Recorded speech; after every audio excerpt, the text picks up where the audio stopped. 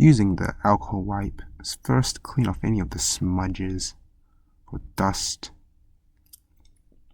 noting down where the plastic is.